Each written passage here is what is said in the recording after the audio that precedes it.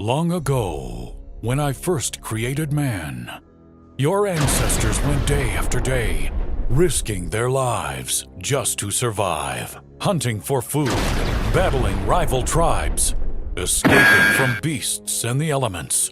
Slowly but surely, they evolved, discovering civilization, medicine, machinery, and even fighting off evil, all to improve the quality of life. Fast forward to the present and... Dude, seriously, your attention span is that short? You already had to click off the video and now you're opening up porn in another tab? It's the middle of the afternoon and Jesus, you didn't even open up an incog tab. Have some respect. Fast forward to the present. Man spends his day lying in bed surrounded by screens, sugar, and infinite comfort. Too tired and too unmotivated to do the things he says he wants, wasting their lives away watching others live it, while they cheer them on from the sidelines. Never to experience the beauty of life for themselves. And that's why I've brought you here, my disciple, to explore the question of, how did man devolve so quickly? How have we arrived at the death of masculine and ambitious men?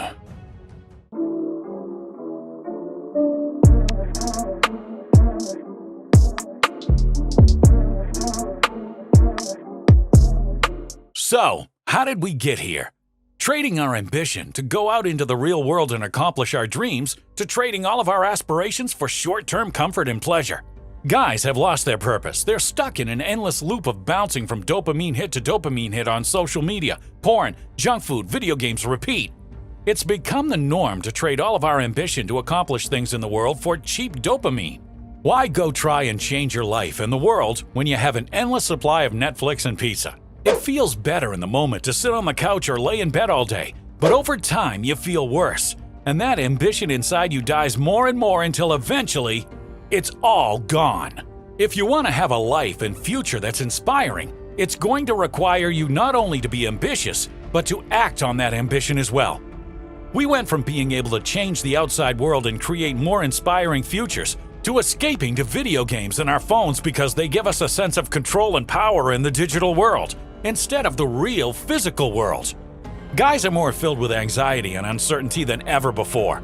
Isn't it a coincidence that anxiety levels are through the roof when we're most disconnected from the real physical world? The quote from Alexander Cortez sums this up perfectly. Everything is real. Pain is real. Effort is real. Strength is real. Skill is real. You get what you put in. The hypothetical bullshit world of the anxious mind dissolves. Men need this. The world at large needs more of this. I couldn't agree more. We're too busy taking shortcuts for the feelings we want that we started to trade the things we want. We're more disconnected from the real world now more than ever. Learning to focus in a world full of distractions and instant gratification is hard, but that's why it's so rewarding. If you never learn to hunker down and focus, you'll end up living a frivolous life that passes you by way too quickly, and you'll never do anything meaningful with your one chance at life. Sorry, bro, I made humans mortal. You don't get to live forever like me, alright?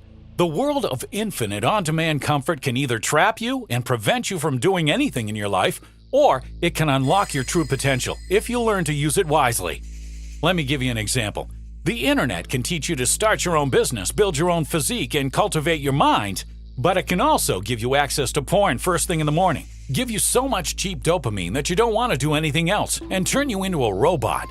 We've been given the access codes to our own nuclear demise, and we have no idea how to use it without ruining ourselves. Here's a question I want to ask you. Is your phone using you, or are you using your phone? Answering this question will give you insight into what path you're on.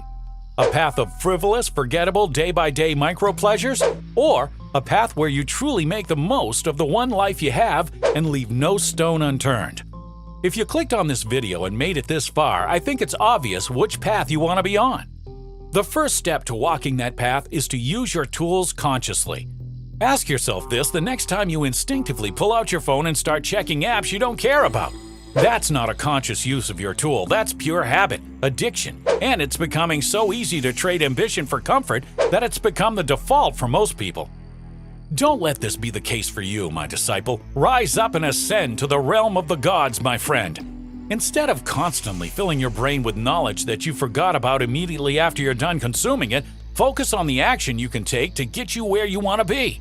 The simplest and easiest way to do this is to wake up each day and before you do anything else, before you check Instagram, before you start swiping on Tinder, write down the one thing you can accomplish that day to get you closer to your goal. And not just one thing, the most important thing you can do today to get you closer to your goal. The one thing that will give you the most progress for that day. And sorry, bro, researching YouTube videos is almost certainly not the best thing you can do. And if that's your thing, make sure you add a legitimate action to that as well. If you're researching how to start a business, along with your research, you should be doing things like writing down potential product ideas, potential marketing angles, and a calendar schedule for when you want to launch.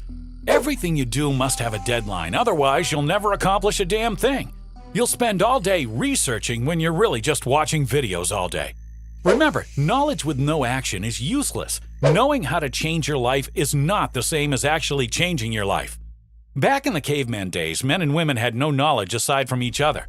They had to learn by doing, by experiencing for themselves. And that's another thing you must do. Adopt the do something attitude. The drive to take action, the will to explore and solve problems by charging them head first, by taking action. Most decisions are reversible and not life-ending, so moving fast is typically better than moving slow. This is why having a bias toward action is so important. Too many of us have become soft. We complain that our lives aren't good enough while we're 25% body fat and eating sugary garbage for breakfast. We complain that we're unhappy and we spend all of our time indoors with no sunlight, no physical activity, and 5+ hours a day on our phones watching other people live life. When are you gonna say to yourself, enough's enough? It's time for me to go live my own life instead of spending it watching other people do it. It all starts with action. I've been doing this YouTube thing now for 4 years, and the single point of failure I see from most men is no action. You have guys practicing their conversational skills and eye contact with girls on YouTube videos instead of actually going out and doing it for real.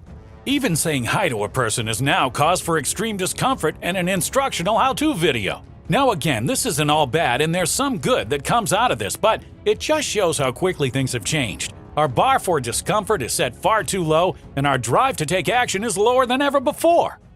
If you never want to be uncomfortable, then do the same thing you're doing right now and you'll always be comfortable. But guess what? You'll never do anything meaningful. Your life is going to stay the exact same or worse and you'll always wonder in the back of your head, is this really it for me? Or was I meant to do more with my life? Your answer to that question is directly related to how much discomfort you're willing to endure. Think about that question every day and then choose what the day will look like, my disciple. A lot of guys come to me for dating advice and 99% of the questions I get are from guys who are overthinking and avoiding taking the action. Like asking the girl out, sending that text, making the move, or telling her how you really feel. And it all comes down to staying trapped in your comfort zone. Guys can't even text a girl nowadays without overthinking it for 2 hours and then settling on sending something safe and gimmicky. That's why I made the course, The Godly Texting Guide. The course that will single-handedly take you from no girls and no responses to many girls and too many responses to keep track of. And yes, it's already worked for over 3,000 men just like you. Seriously, this course was designed to make it as easy as possible to take action. In fact, inside the course, I hand you my war chest of over 100 word-for-word opening lines, attraction-building tactics, breakdowns of real-life conversations, and my 3-letter IEC method for getting her hooked on you from the first message. With everything I hand you in this course, it'll be harder for you not to take action than it is to take action. You'll have everything you'll ever need to message gorgeous women and build attraction. Your conversations will become automatic. When men are ready to finally leave their comfort zone and handle their dating life, they click the link below and get their hands on the Godly Texting Guide. It's that simple. And by the way, my brand new course, Instagame, is coming out in just a few short weeks. So make sure you subscribe and turn post notifications on to be notified when it drops. You can also put your email in at the link below and you'll be notified when it comes out. This course is going to turn your Instagram profile into a dating machine that runs on autopilot. So, need I say more? Make sure you're watching my channel and your email closely. I'll see you in there. Zeus out.